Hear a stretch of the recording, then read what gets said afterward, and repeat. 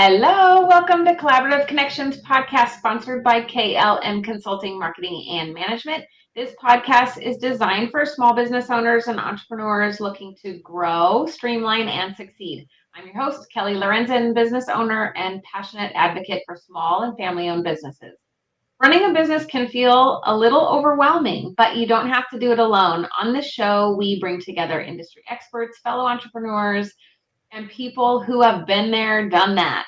We are wanting to share all the tools, tactics, insights, and faux pas that we've had throughout our time as entrepreneurs, hoping that we can help you launch, streamline, succeed, so you don't have to go through all the struggles we did by sharing all of our stories. So let's dive into today's episode and start building something amazing together. Welcome, April, to the show. Thank you for being on with me today. Thanks for having me. Tell me a little bit about you and your business. So I am April Shafroth, and I own a farmers insurance agency. I've been in the insurance industry for about 16 years, which is very exciting. Just kidding. I always tell people, I'm like, shopping for insurance is so exciting. And then I say, just kidding. They laugh, I laugh, and then we move into it. So I operate out of an office with my identical twin sister. So she has her own separate agency. So we just share overhead and share staff, but I love it. So I kind of always say I can insure anything you can stick a key in. So that's one company that I run, and I absolutely love it. We do individual, commercial, life insurance, the whole works, small businesses specifically. And then I have a separate company called DUI Process Experts, DPX, and we are basically a concierge to walk people through, once they've been convicted of a DUI, step by step to regaining their license. So connecting with them with those required resources, for example, like traffic survival school, ignition interlock, all those things, to really kind of shepherd them through the process to have them regain their license. So I have been doing that for about 14 years in Arizona, and we're looking to grow nationally, and I'm excited about it. Ooh, fun. You got so many fun things. But you say not fun, but I think as business owners, we find the fun in whatever we're doing, right? Oh, yeah. Totally. And then, like, for insurance, it's like low-hanging fruit because people would rather get audited than to talk about insurance. And once you just acknowledge it's fun and we'll walk them through and make it a good time, then it makes it easier for people. And you are so good at making those videos on your Wednesdays, I think it is, isn't it? Yes, thanks. So we have had some really good luck as we have done social media. So we have done we've done it every single Wednesday we're almost at that 14-year mark.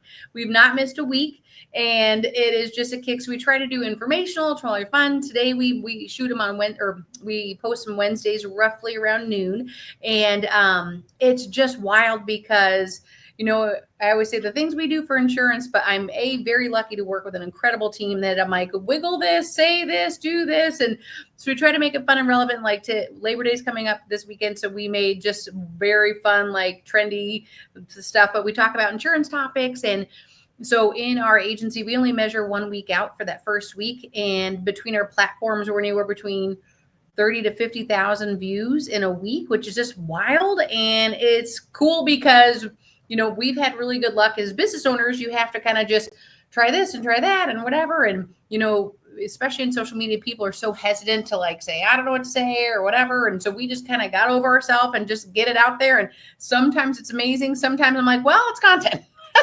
And we just run with it. So we have more wins than not, but it's been pretty, really, really fun, actually. That's fun. You make it a good time for sure. Yay. So quick rapid fire questions for you. Get your juice flowing so we can give some good insights and aha moments and feedback to maybe some newer entrepreneurs or they don't have to be newer, right? A lot of us goes the ups and downs of entrepreneurship. So I want to get your juices flowing so we can do that. So tell me the ocean or the mountains? Ocean, for sure. So one quick thing is, so my identical twin and our mom, she grew up in Old Town Scottsdale. So every year for 30 plus years, we go and we call it our sit and flip trip. So we go to San Diego, we sit on the beach and flip over every 15 minutes, have everything we can to drink, and then hit home. So we call it sit and flip. So absolutely beach. What about you? Are you beach or mountains? I'm a beach girl. Yeah, Yeah. put me anywhere with water, I'm good to go. Mhm. What about coffee or tea? So I just now started drinking coffee about a couple years ago, but I'm an iced tea elitist. So I'll drink it all, but I love AJ's with crushed ice and lemon is my favorite, but iced tea for sure. And a business tool you can't live without. I would so social media. So I mean, it's just a kick. I absolutely think that every small business owner should be on social media. Every business owner should be on social media, and I think it's wonderful. And there's a space for everyone. Like I have no problem putting my mug out there, dancing, wiggling. But I have a girlfriend. She is a bookkeeper, for example, and she would rather eat this piece of paper than to put her face on social media. She still needs to be on there, so you can still be on there and just find a way that works with you. So that is a huge tool for us, and it's free. So we love Yeah. it. Yeah, that's great. Yes. And, we say to clients, you have to be where somebody's looking. So if you're not where they're looking, you don't exist to them, right? So it doesn't mean you have to pour your heart and soul 5 days, 7 days a week into something. It can be very, like you guys do, once a week. It's consistent. As long as you're consistent, I tell people Yeah. you'll be good to go. Because it's tough to run a business is the best kept secret. You know what I mean? It's very tricky to run a business that way. So the more you can shout it to the rooftops with the least amount of money out of your pocket, it's a win. Exactly, exactly. So industry insights and trends. So business ownership for some of us is, we've been doing it a very long time, and some people are new to it. So if you could tell, besides social media, if you could tell a newer business owner something that they absolutely must do, what's one of your go-tos that you tell all newer business owners? So I would say just kind of really go with the mentality of there's no plan B. I think no matter what industry you're in, no matter what that looks like, just know there's no plan B. So you will run into hurdles. It's not if you will run into hurdles. So just pivot as fast as you can. And I always say the phrase, running a business is your, ready, fire, aim, and then you just make it work. And, really leverage your community, leverage your business partners, because we're all kind of, spinning around and doing what's best. But I think there's so much power into having a great community to bounce it off. So, I think just no plan B is my huge, huge takeaway, because, if you go in that way, they're going to say, well, okay, next, now what do we got? So it makes it kind of nice. Yeah, I love that. Then that means you can't have an out, right? Like, well, maybe I'll go back to work for somebody, or maybe I'll go, this is not going to work out. If there's no plan B, you're like, yep, this is going to work out. Right. Yeah. And I think a lot of times people, when we come and a lot of us have had the pleasure of working for corporate America. I say that loosely, but you have a structure, you have someone to answer to in a time frame. I think, when you take that person, then you leave coming from corporate America to running your own business, you don't have someone that's telling you what to do, when to do it, things like that. So I think it's just a matter of gearing yourself up and going for it, and just, not stopping, because you just can't. Yeah, exactly. And what would you say, a challenge or trend you're seeing right now, either because you help a lot of small business owners? What are you seeing in the market as far as what people are challenged with, or a current trend that's happening? Yeah, I think especially small business owners, people are so worried about being insurance poor that they don't have anything, which is wild. So it's very, very interesting. So if you're starting your own small business, no matter what industry it is, even if you work out of your home and you don't see a single client, you absolutely need to get coverage. So I think that that's from an insurance perspective, you have to have it. If you have even one part-time person, you need something called work comp, and I'll talk a little bit about that later. But I think that, so many people, they start this business out of the garage concept or whatever. And I have met more than not business owners who've been in the business 20, 30 years with tons of inventory, who have no insurance. And it's just, you have to leverage your resources. Like, don't waste all your savings on an unpaid claim. Oh, Yeah, that it's is so wild. scary. You have to Oh, get it out. Yeah, I would think so. It would be like driving without insurance. That doesn't seem like it's even you know what I mean? You're like, that's crazy. But Right. you're seeing that. That is really scary. Yeah. When I'm helping clients start their business, I always say, make sure you have an insurance person, you have a bookkeeper. Do not do your own bookkeeping, right? Have an attorney, make sure you're protected. Like these are the top three things. Do not pass go without having these. Totally. I had or tried for a while to do my own bookkeeping, and I literally labeled everything as office furniture, and it was ridiculous. And my CPA is like, "You're not buying office furniture at Walgreens for $8." I'm like, "Yes, I am."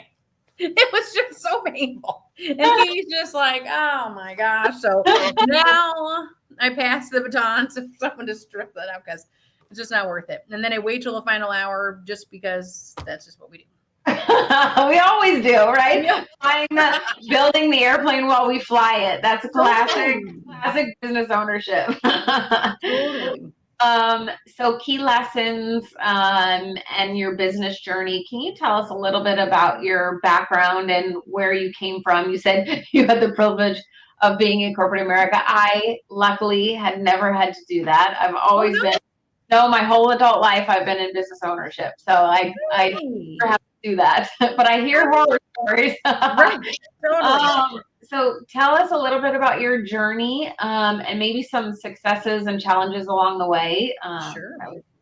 I have tons of them.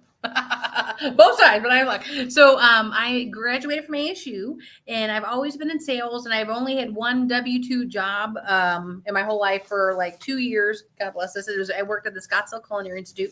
They were lovely and I did the finance and self-proclaimed taste tester and it was fun for that short window, but I love commission only is kind of my vibe and I love to help people. So my first big role job out of college, I was a IS and IT recruiter, so like computer people recruiting, which was ironic because I couldn't even put a page border around it. But the nice part is you don't have to do it. You just have to connect with people and put the right people in the right seat. So I was the youngest in the company, and I became luckily the top performer in the company throughout the country, which is pretty cool. And it was very boiler room-ish where you couldn't get a seat. You didn't get to sit down until you made your first I would say quote sheet now, but something like that. So, but I loved it. Right out of college, I didn't know anything different. So it really taught me how to hustle. So I did that. And then for just 2 years, I worked at the Culinary Institute. But then after that, I was in mortgages. So my twin sister was in insurance. I'm like, why are you selling insurance? Hindsight, I should have started then, but I did mortgages and I really enjoyed it because you help people. Like you can really, really help people, explain it to them. It's the biggest purchase they're going to have and you walk them through it. But I loved it. And back then we had a couple extra zeros on our paychecks, which was kind of fun. It was also kind of nice too, because as a woman, I was the only, female in my whole Arizona and basically West Coast. And then it was only female district manager for the whole company, which is pretty cool. So I loved it. And, a lot of times people can sell, but a lot of times, at least in that industry, men sold in a different format, different way, a little more rough, and that's fine and it works. But I took a different approach and kind of really tried to help and kind of go that way. And I got a ton more just because you treat people nice and help them. Who knew? Oh wow! It's like wait, it's not that hard. It's not rocket science. So we just have to be nice and help people. Oh, okay. Right. I can handle that. So I had a wonderful team, and then I was a broker after that. And so then my twin said, come to Farmers Insurance. I'm like, I don't want to, but I love it. I can't believe truly everyone doesn't be an insurance agent. Like it's fascinating to me. So, and it doesn't help to sell things or doesn't hurt to sell things that are required by law. So it takes a guessing game out of it. So I love that part. And so I started my agency from scratch and had some really good luck on it. And I do everything. So it's nice because there's such a variety in my day. And I'm a huge, huge, huge believer in life insurance. So life insurance for businesses and individuals and kind of explaining coverage. And then really my DUI process or DPX process company kind of came into fruition where I had a couple girlfriends who got DUIs, as we all got going. And it was so painful to watch them go through this. We're like, shoot. And there's so many different steps and it's not regulated. And, especially in the industry or in Arizona, nationally as well. But like it gets a bad rap because there's a lot of people who will take advantage of you. And that's definitely not my vibe. So I'm like, we got to figure this out. So that stemmed from 14 years ago to now we have a company that basically it's a full service concierge. It's the only thing like this in the whole country, which is pretty cool. So we walk them through. I partner with really vetted people who are do what they say they're going to do. And it's nice because, from a DUI perspective, I say this to say this. So from a DUI perspective, it doesn't matter who you are. If you get a DUI, especially in our state in Arizona, it's very, very, very strict. You have to jump through the hoop. So I happen to insure right this moment 3 DUI attorneys who have DUIs. So if they can't get themselves out, it's not a matter of if, it's just a matter of like, okay, when that person, if it's a bus driver, if it's a, stay-at-home mom, or if it's a big executive, the goal is to really figure out what they need to do because their sky falls. It doesn't matter how many you have moving pieces, you have kids in sports and all this stuff. You still have to live your life. So, the difference between knowing what to do and afford what to do, a lot of times don't go hand in hand. So we help solve both of those.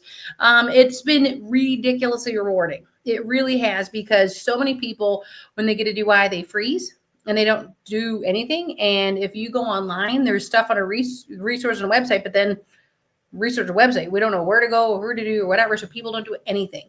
So I partner now. We market a ton of different ways. So I work with a lot of criminal attorneys. I'm a big fan of education and prevention. And we are very thankful we are partnered with MAD, Mothers Against Drunk Driving. And it's, education, prevention, and second chances. Because I think, there's no need to be labeled any way other than, shoot, you made a mistake. Let's move past this. And that fancy word called recidivism, that's really where people learn behavior modification to say, okay, let's do it. So that's a nice part about it is myself and MAD. The whole goal is not to say drinking is bad. The whole goal is to say don't drink and drive, which is pretty cool. So we were partnered. We were the first to be partnered with Lyft 1,000 years ago, which was pretty cool. So it's exciting because we have a lot of growth. I present at we're going to spread it out more, but ASU shoot for the last 6 years. I partner with myself and we have a couple really fun criminal attorneys that we go and do a little spiel with the fraternities and sororities and kind of talk about it, because I think education, talking about it is just, half the battle. And, I'll go to events all the time where, people have cocktails. That is absolutely no problem, but you need to know, like, one cocktail, it slows your motor skills, it dims your vision. So all of those things, you just have to plan accordingly. So I think just talking about it is kind of been helpful. So I say that because it really works well and markets and blends with my farmer's insurance, because we can help with an insurance part of that. And it's awesome. It's actually super cool. That's great. So along the way, and you've been a business owner for quite a long time, can you tell us something, a hard lesson you learned that you wish no other entrepreneur would have have to go through? How much time do we have? Just kidding. I think that, yes, I think a hard lesson is 2 things. One is we get so busy being busy. And I think, that's is to grow your business and expand your business. It's very rewarding to, let me check this off my list. And you're like, oh, that's so good. And you have a clean desk for 5 seconds, but you have to keep thinking big picture, and I felt kind of new and not knowing what the heck I'm doing. I feel like that was a really nice piece to say, oh, I'm doing this and this and this, and then we're good. So, really working on your business. And then I'm a huge, so the space of the DUI space, it's not regulated. So I came from a very Midwest family where we just went and trusted you. And that's just part of what we do. Like our family doctor, who knows? I'm sure he's a doctor, but if my cousin says to go there, my aunt says to go there, we go there. And that's just, we're very loyal to a fault. We just go and do it. So, I think as a business owner, who you vendor with and who you partner with, like my reputation, just like your reputation, is everything. So when I first started, like my little, salespeople, these partners I'd worked with, they were lovely and fine, and that's fine. And I just went with that instead of doing my due diligence and, how I treat people. I treat them everyone is kind of a VIP, and that's not the case with other partners. So I think that that's one big focus when you're starting, is just vet everybody. you know what I mean, really vet your vendors, vet your clients. So, you know, we always joke we have a no a-hole policy because I'm thankful that I've been shoot for 15 on some years. I'm 100% referral base, which I'm very lucky for. But I say that because I work with really nice, good people, and then they mix and mingle with that. So when you're first starting out, or even if you've been in business 1,000 years and you just want the easy shoot, here's a person, just take that extra step and make sure, do they align kind of with my practice? Yeah, that's a really big deal because it can be burned for yourself. It can affect your brand, your business, but also if you're, in giving them to clients, it's like, oh, yeah, I always am very do my due diligence ahead of time because Right. it makes a big difference. Yeah, I'll be the first to hype a lipstick that I've tried once or whatever, but like people that I'm going to refer to, I'm like, okay, let's do that. So it's just easy to kind of make sure. It does for sure. Yeah. And like you said, don't try to do everything yourself. Is you're like, yes, it's great to check off all the your task list, but that's not going to get you anywhere. That's not going to be major growth. I have Right.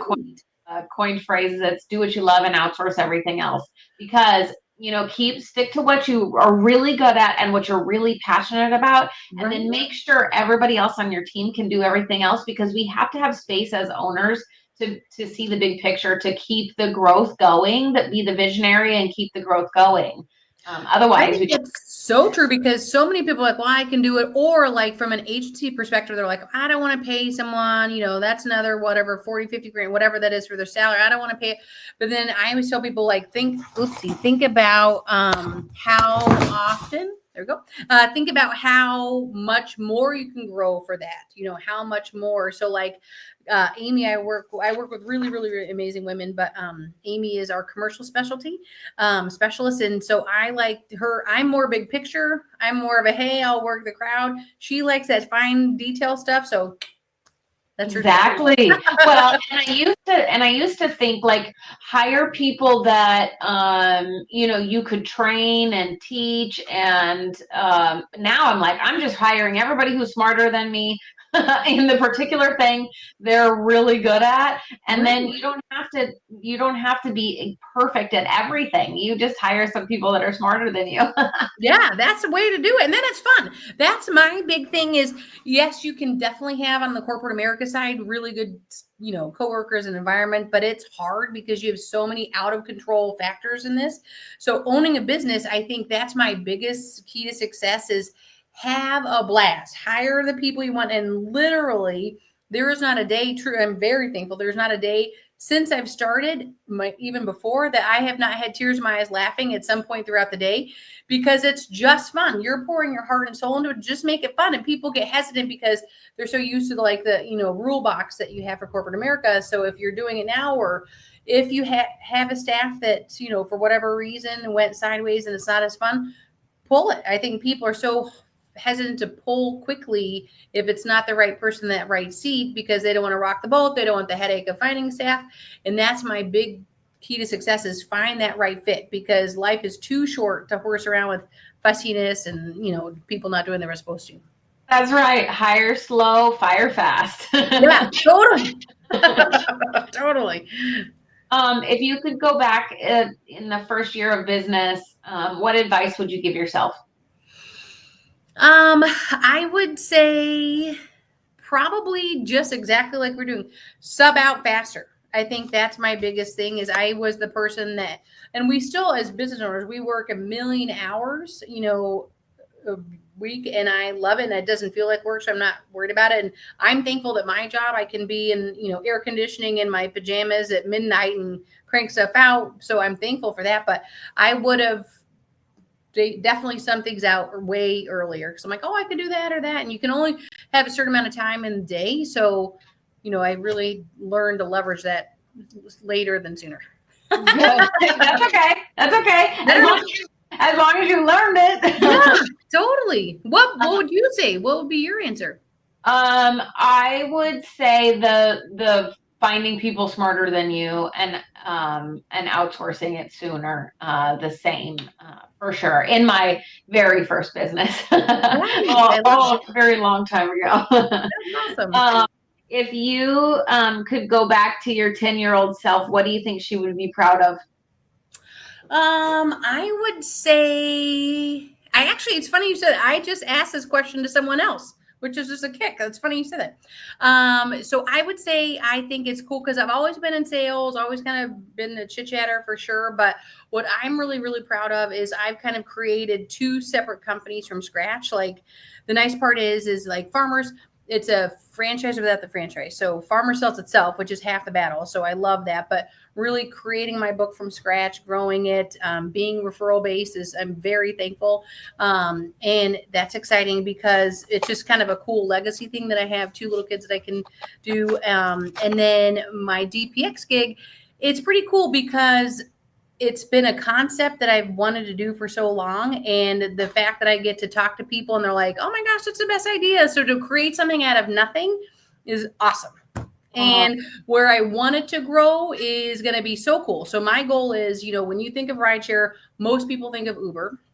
So when you get a DUI, when you think of DUI, the goal is for them to think of DPX and say, here's your one-stop shop. So I'm not going to stop till that happens. that's awesome. It is so fun to hear people's big audacious goals, right? And then Yeah. see it come true is even more fun. We get to do it every single day. I Um, think that's and what's nice because I love to refer to you for that reason. I think you have such a niche with your company of to segment it out. And, what I like is your onboarding approaches, talking to figure out what they need and what that looks like. They may not even know what they need or what that looks like. So I think that that's a really nice gift for you to say, hey, small business owner, wherever you are in that journey, talk with you and your team because I think it's super helpful.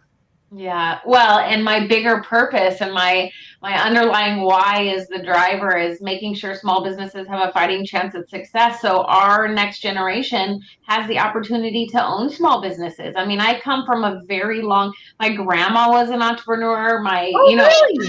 My grandpa on the other side was an entrepreneur. My parents were entrepreneurs. My husband and I have been entrepreneurs. So it's like my kids don't really have a choice but to be entrepreneurs. So I'm like, I got to make sure that that's even a possibility when they're old enough to own businesses that, so if I have some say in it by helping all these small businesses, like, come on, I'm going to help you stay afloat. I'm going to help you succeed because I want the next generation to even have that thing. It's like, it's a huge driver for me. So I love that. I think that's so important because I always tell mine, I have a 14, 11-year-old. I'm like, don't you want to sell insurance? They're like, no. I'm like, fine. But at least I'm like, here's this, we can start that. And, I love that. I think that's awesome. And my sister and I we're going to launch in October. We're doing a third gig called Post with Purpose. And it's basically teaching small businesses how to leverage social media with whatever they're comfortable with instead of like saying, do your razzle dazzle, do it. But I think that there's such a need for that. So it's cool. that's great. Yep. It's all we always are as entrepreneurs. We're the inventors, the visionaries, Yeah.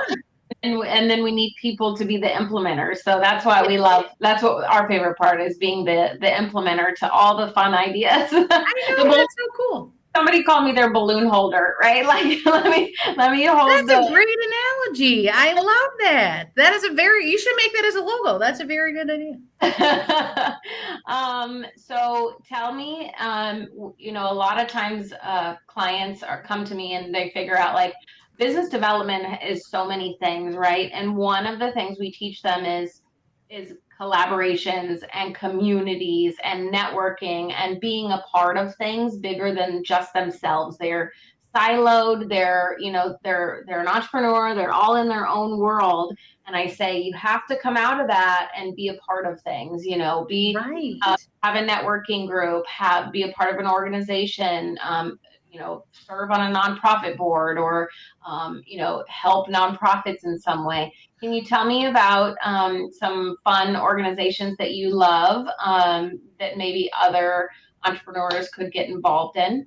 Absolutely. And I love that you have that phrase because my kind of mantra is to build your agency or business in the community and not just be a business in it. I think you have to be a part of the community, do fundraisers, do drives, do something that whatever your passion is, step on the gas and you have to give back. So I really, really love that you view that point because that's such a huge deal for us.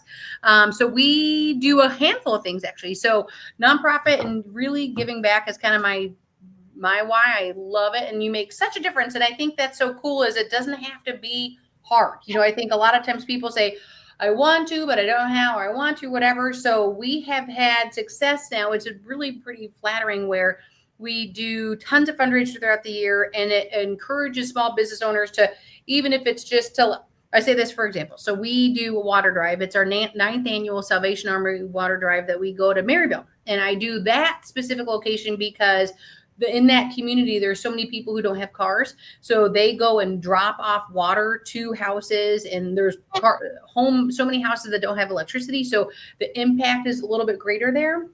But what's nice is we now started with like my twin and I with, making these silly videos. And, we always say for every like of our video, we'll donate a bottle, or every share, we donate a case. So it sounds silly, but for the person on the other side, if they hit like, then they're like, oh, I'm doing something. So it's just that positive modification, positive behavior rewarding. So we started that. And so now is really taken off. So we have like a box truck donated. We have like 3 to 4 pallets depending on the year. So we make a huge difference on that. But then what's really fun is we did a bike drive 3 years ago for the community, and so many people say, well, I want to do a bike drive, and so they started their own bike drive, which is just super awesome. And then our office is in North Phoenix, so kind of I-17 and Carefree, and it's called North Hills Food Bank. And where our location is they have like Black Canyon City and Cave Creek, and the bus stops and Happy Valley. So for anyone who's not in Arizona, the bus stop is like a 10-minute drive south of us. So to have any access to food is ridiculous. And especially like where we are, there's a lot of Black Canyon City, there's a little bit more of an older community, and for kids. So we are a huge believer in, especially North Hills Food Bank. So we do a drive, a minimum of once a year, and we go, and we have, my twin we each have 14-year-olds, we each have 11-year-olds. So we have free labor. So we give them bags and we go drop off. And so what I do is I really try to make it easy. So I drop off a bag of like, here's 1,000 things you can do, put it in your doorstep, call me, and I'll come pick it up, which is pretty nice. So we just make it easy, and then it makes the person who donates feel good. So even if they donate a box of mac and cheese and that's the only thing they've done for the whole year, what a difference. And so I think rewarding that is huge. And we always try to do whatever our drive is. We always have an incentive to say, if you donate, your name goes in a hat for blah, blah, blah. And it's cool because people are like, oh, because you make a difference. And I think so many of the people in the community are waiting for someone else to do that. And they're like, well, I'll do it. But we're trying to teach, especially our kids, we're trying to teach them, don't wait for the next corporate, whatever, be that person, make that change. And it's just as cool because you can make a really big difference. So I say that. And then networking wise, we're part of a very lovely networking group called No, which I'm super thankful for. And then I have been very involved with, it's called the Scottsdale Women's Council of Real Estate Realtors. And so I've been with them this is my 10th year, and it's wonderful. So anyone in the real estate industry, and men are 20% of our membership is men, I would say the smart ones join. Because if I were a guy, that's the first thing I could do. And it's nice because it's a national organization. They have a whole bunch of different ones in Arizona. I am a part of Scottsdale. And you can have what's called strategic partners. So anyone within the real estate industry, as well as real estate agents. And it's a really wonderful way to kind of, if you're new to networking or you're not sure what the heck to do, that would be a really good place to kind of put your toe in the water. Yeah. And you talked about No briefly, so it's KNOW for those people listening. No Women, and that's a great national company that for visibility wise. So yeah, that's been fun to get. I mean, that's where we met. So how about that? That's awesome. I'm so thrilled to be a part of it. It's just super awesome. I know it's everything. Being an entrepreneur, there's so many people that don't have anybody to talk to, right? They're siloed. They feel siloed, right. And getting involved with an organization like No, or any industry organizations like your the realtor thing. It gives you other people to talk to about your business because they're going through the same thing. Right. They're going through similar things. Yeah. And so it's necessary. Get out of your own way, go do the networking, go be a part of your community, go, volunteer at nonprofits. I'm on the board of Girls on the Run. And we have a big fun brunch coming up. So if anybody wants to come to brunch, that is happening in September. But just being involved in, it's such a nice to give back, to your community, and then have people to lean on when you need to. Sure. And I think that's a perfect example because I think relationships. So, you can run your business 1,000 different ways, but the type that makes it meaningful and really valuable for everyone is the relationship. So that's where I have been very thankful is everyone. It's just relationships. So like if I go to, a networking, if there's a million insurance people, whatever, you just find someone that you can connect with and say, hey, I'd love to take you for coffee, and just do it that way. Cause I think that's where the fun part is. And, we all at this point kind of know, like, if you tell me you're in accounting, I got, and I know what that looks like, but then you get to know about them. And that's the nice part about it is you're like, oh, and then you connect, blah, blah, blah. So I've had just a ball by doing the fun stuff. Instead of having to buy leads, just have a good time and make a difference. It doesn't feel like work at all when you get to be around people that are loving, kind humans. I've been so lucky to have all of our clients, our team, and now these groups be such loving humans. So it makes all the difference. So we are getting close to out of time. So I want to highlight any aha moments along the way, insights that you can share, that you tell other fellow entrepreneurs, business owners, that they should know. Anything you can think of? Yes. So I would say, I think the biggest piece is, start with like as a business owner, no matter what you're selling, start with yourself. So if you, for example, if you're doing insurance, so make sure you have the right insurance coverage, make sure you have life insurance, make sure you have the right limits. Or if you are, whatever that looks like, start with yourself and always kind of create your house first and then go out there. Because so many of us are running on empty because we're like, oh, I got to do this. And then you're like, oh, for insurance is just an easy example, but like, oh my gosh, I have no general liability or my option, whatever. Yikes. You know what I mean? So really start with yourself and make sure to position yourself to, just like you mentioned, I'm a huge, huge, huge believer. And you want to do, as a small business owner, my recommendation is really to focus in, spread your name everywhere, of course, get a social media page, but really more so like do what's industry only. So if you're going to a networking event, the low hanging fruit is to start with. If you're the only chiropractor, if the only whatever, go to those first. So you have a whole room that can help utilize you, build resources, build connections. I think that's nice. So many of us, the easy is to go to chambers, which are wonderful and they serve a purpose for sure. But especially if you're getting your foot out there saying, I'm here to do it on my own, I'm ready to go, make those coffees and make those, networking events, industry only. For me, that's been a huge difference. Yeah. It definitely makes a difference. All of our companies that we've owned, we've built through networking and referrals. It's so much easier to build relationships than to do all the other things. So yeah, totally. That's my favorite part. And then I'm like, then you bring up the trigger word QuickBooks. So then I slip it out. That's fine. Somebody else has to do that. Someone thinks it's fun, not me. Yeah, exactly. You have to be the face, as business owners, I teach people you have to be the face of your company. People want to do business with people that they really like, because there's a million of everybody out there, right? So people that you want to work with, that you get along with, that you can relate to. So that's why getting out there is that's really true. So tell me, for listeners, all of the things that you guys do at your insurance agency, in case people want to, know more and contact you and your website.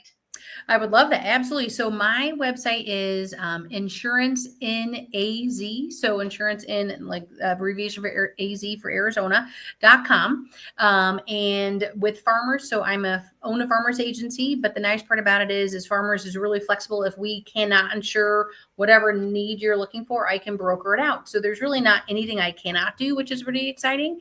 And I know insurance is the hot topic all pun intended with, for example, with this California fires and things like we're in monsoon right now. So all of those different aspects, it can make insurance crazy. And I think, home insurance is a very big hot topic right now. And if you have what's called a home claim, it's not exciting. So, work with a professional like myself or work with a professional agent to brainstorm, because there's so much value to say, hey, shoot, what's your thoughts? It's raining in my living room, or, this person happened or whatever. Just brainstorm with someone, because that's the nice part about it is with myself, like you can get the exact same product I sell on Geico or Progressive. They're lovely, but you don't have a real person to kind of brainstorm with. So that's part of it. So we insure anything. So from the personal side, life insurance, auto, home, the toys, all that good stuff. For commercial, we do business, work comp, we do bonds, we do really, and something called an umbrella, we do all of it. So it's been nice, and we can insure big to small, anything in between. So it gives us pretty tons of flexibility. Oh, so nice. It's nice when you can come to a one-stop shop. That's why we created KLM, because in all of our other businesses, we couldn't find somebody who thought like a business owner, who could actually implement on the projects, on the marketing, on the operations stuff for us, like business owners, like, with that in mind. So we're a one-stop shop on that end as well. What's your, for you, what would you say your like big success of industries? Do you have an industry that you really thrive at that you kind of figured out, or is it, do you have any things that you like, oh my gosh, this is where we're really great at? Yeah, our 70% of our clientele are health, wellness, medical, because um, we owned a medical practice and a DME Cool. company, Durable Medical, and then 30% is in all the other small businesses, professional services, home services, stuff like that, marketing agencies, because they know I know what I'm doing. I love that. That's awesome. Yeah. But yeah, it's fun to get to help people, just like you said, like as long as we can cover each other, right? As long as we can protect each other and cover each other, it makes it every day go by so fast. My husband and I tease like, wait, is it the end of the day again? Or weren't we just here 5 seconds ago? That's awesome. And it goes way too fast. Well, it was a pleasure speaking to you and getting Such a pleasure. to know you and your business. And I'm so thankful. This was so awesome. I'm sure people got great, lots of takeaways. Surround yourself with as many possible community people as you can. Donate your time, donate your money, and build communities, I think is a good lesson for And have a everybody. blast. That's the And nice part. have a blast and have fun with whatever you're doing, right? If That's we right. don't laugh every day, what the heck are we doing? Right. Right. Exactly.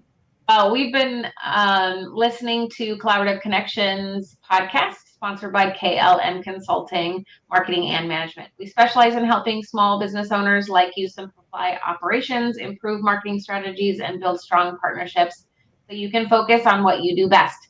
And if you're looking to delegate or automate tasks, our KLM team help you free up time and reduce stress. Nice to see you. Take care. Thank you. Talk to you soon.